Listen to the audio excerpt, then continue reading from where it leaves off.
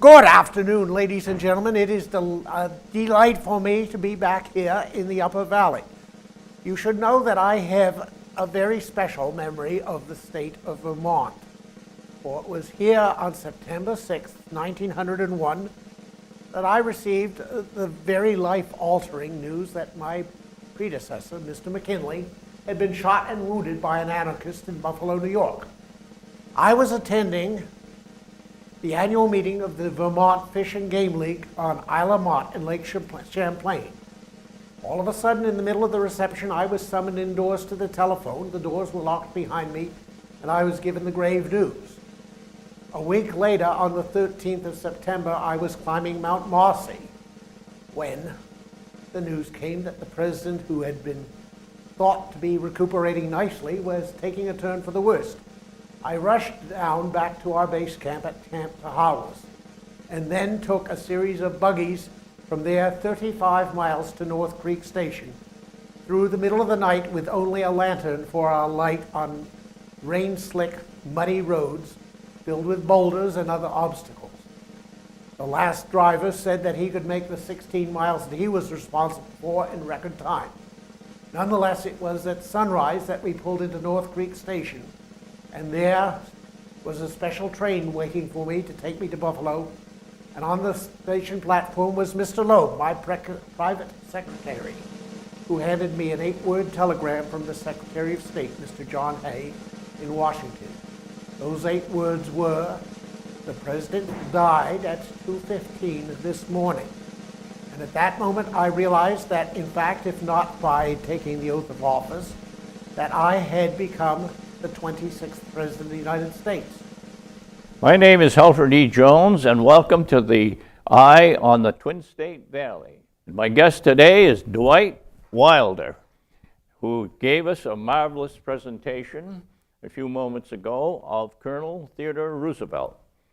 Tell me, how did you get started in making these presentations?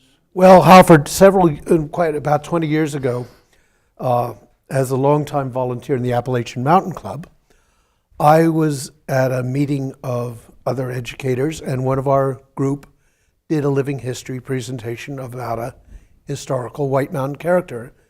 And it occurred to me, talking to her afterwards, that I could do a similar presentation taking on the character of my mother's great uncle, who was an early member of the Appalachian Mountain Club in the early 1890s and into the 1900s. And I was doing that for a couple of years, and I was invited in that role to do a presentation in 1994 when they declared the Crawford Path up on the presidential range to be a national historic footpath. And as I was getting into costume, similar to the one I'm wearing today, a friend of mine who worked for the U.S. Forest Service up in the White Mountains looked at me and he said, "Geez, Dwight, in that outfit you look just like Teddy Roosevelt." And it occurred to me on the way home that evening that my ancestor and Theodore Roosevelt had a lot in common. They were close contemporaries, about 18 months apart in age. They both came from old money New York families. They both were very avid outdoorsmen and believers in conservation. And it was not a stretch to do Theodore. So I began to do him as well, and then ultimately Theodore prevailed over my ancestor. At the age of 42, I not only brought physical and mental vigor to the presidency and a comparative youth, as the youngest man ever to sit in that chair, but also a new vision of the presidency. Most of my predecessors, ladies and gentlemen, before they took office, considered that the presidency should be there simply to execute the laws enacted by the Congress. And as a result, most of my predecessors, with a few notable exceptions, were content to be passive, reactive, and supine chief executives. For my part, I firmly believed that the president not only could constitutionally take action on his own, but had a moral obligation to do so when the conditions necessitated it. And as a result, I put that vision into play and did things that no president had ever done before. I intervened as a mediator rather than as a fellow capitalist on the side of labor in the 1902 coal dispute. A year later, in March of 1903, I had the opportunity to declare an island off the coast of Florida to be a federal bird reservation, the first of what became over 50 national wildlife refuges that I created by executive order. As I prepared to sign the document in front of me, I turned to the group around me in the brand new Oval Office of the West Wing, and I said, "Gentlemen, is there anything in the law that prohibits me from declaring Pelican Island to be a federal bird reservation?" I was told that there was no such legal prohibition upon me. Well then, I so declare it, and I... Had you ever done any other type of roles or acting or presentation before this, or did you just step into it and found that you had to learn certain things? Well, I had done teaching, which is a performance art in some respects, but it was just a matter of doing some research and saying, what would my character have known or not have known? For instance, when I was doing my ancestor and had him talking about the year 1901 or 1902, he would have perhaps known a little bit about Marconi, but would have no idea that there were two brothers from Dayton, Ohio, fiddling with a flying machine down in Kitty Hawk, North Carolina. So what a person knew for their time is part of the whole art. Is there a bit of a confusion sometimes when you're talking about this or meeting with people between what they consider a presentation and an actual reenactment of historical sequence? For example, if you were giving a reenactment of Theodore Roosevelt's speeches on the back of a train, let us say, that would present a different atmosphere, a different environment, and a different role. Do you see yourself as possibly doing that type of reenactment, or have you? What I do in my presentations, Halford, is actually a mix. I often will throw in direct quotes from Roosevelt, and sometimes I'll even quote from some of his writings.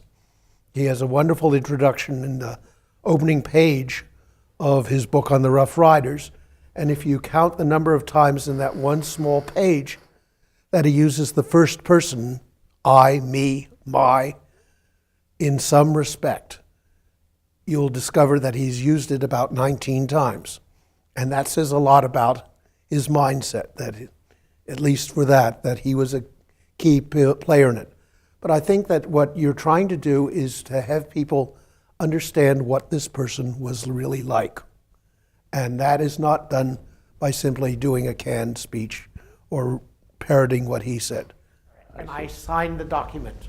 And as I say, I created more than 50 of those such refuges. Congress added to our array of national parks. I also used the power of executive order to declare large sections of the American West and our Alaskan territories to be national forests and put them into protected domain.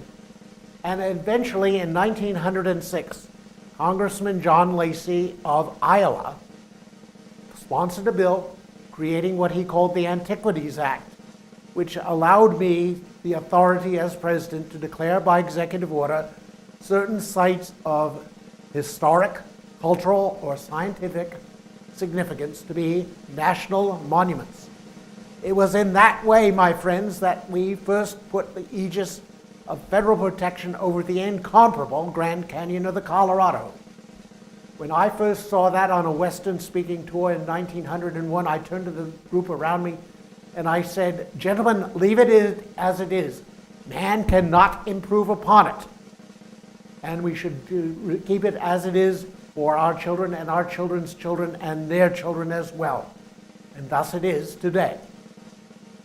Now, I also had the opportunity during my presidency of traveling outside the country, something no president before me had ever done. My travels took us to Panama, where we were moving forward with the construction of that great engineering marvel, the Panama Canal. When I had been serving as Assistant Secretary of the Navy, before the Spanish-American War, I was acutely conscious of the time it took for a warship to traverse from the Pacific to the Atlantic, or vice versa, by going around South America. And I determined that a canal was indeed in our national interest. When the Panamanian people rose in revolt against their Colombian overlords in November of 1903, we were the first nation to recognize the new republic, and we shortly thereafter negotiated a treaty allowing us to build the canal. It was a marvelous monument to American enterprise. I also believed in the projection of American power through sea power. And in 1907, before the end of my second term in office, I sent 8 new battleships and 8 somewhat new battleships, 16 in all, on a round-the-world cruise. It was known as the Great White Fleet. And some people thought it was a very warlike gesture. I rather thought it was a demonstration that America had the means to make our will known if we needed to, but it was not a show of force. It was a demonstration of implicit power. That embodied my foreign policy philosophy, which was speak softly.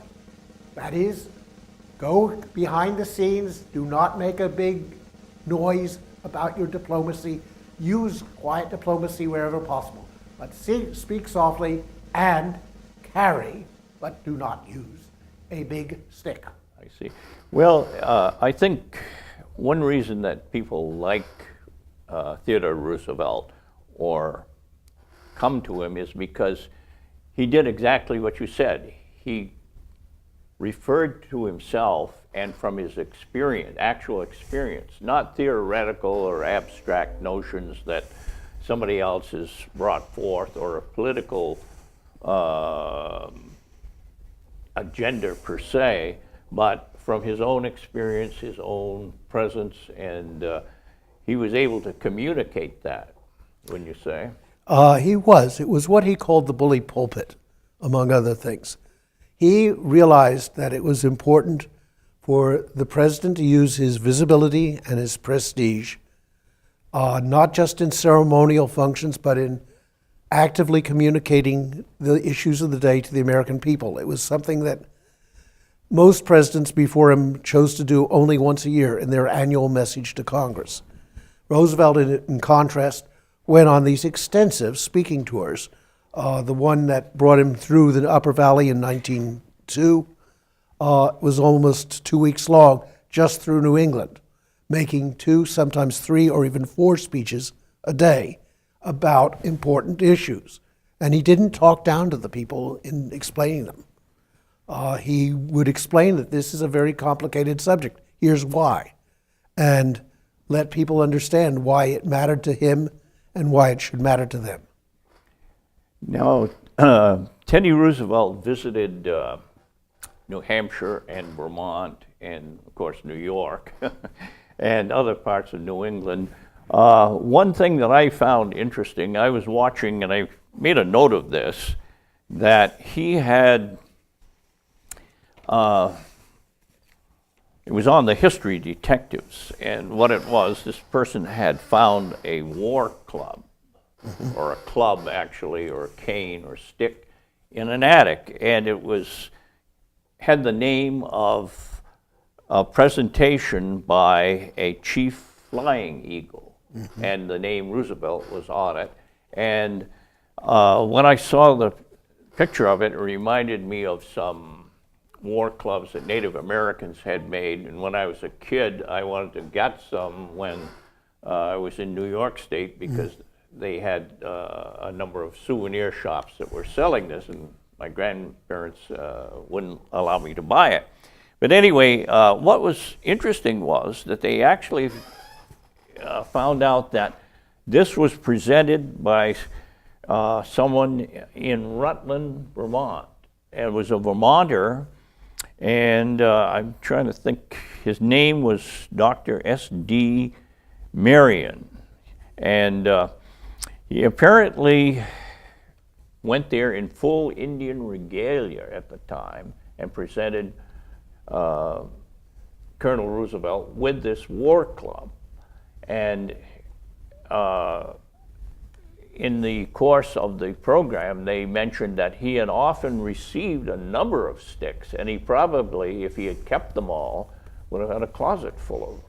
Well, that's one of the most abiding images that the public in general has of Theodore Roosevelt, is the famous quote of "Speak softly," and most people associate him with the big stick. The cartoonist of his day did it. And his point was not to use an intimidation, but rather the fact that you have the means to respond to a threat if it's made.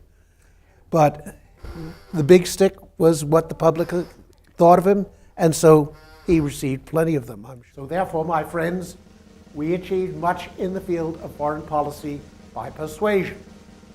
In 1905, when the empires of Russia and Japan were engaged in a murderous conflict in the Far East, I offered our services as a mediator, and it was a challenge dealing with two very status-conscious nations and two emperors who were very concerned about not losing face, to persuade those governments to come to the peace table.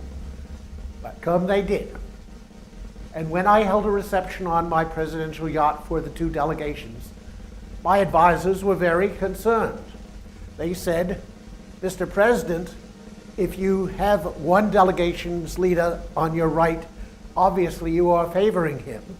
If you have the other on your right, you'll favor the other, and either side will take offense."